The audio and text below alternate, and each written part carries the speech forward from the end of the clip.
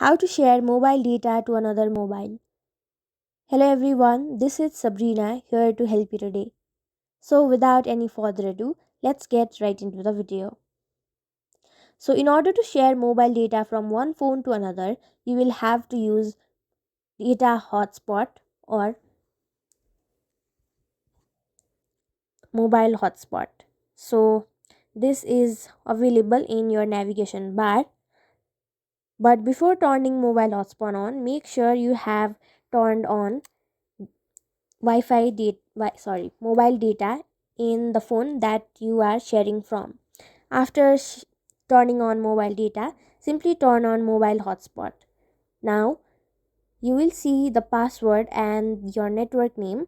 If you have turned on mobile hotspot, the network name will appear as Wi-Fi in other phone. All you have to do is share your password and the other person using it will be able to use your mobile data. So that's how you do it.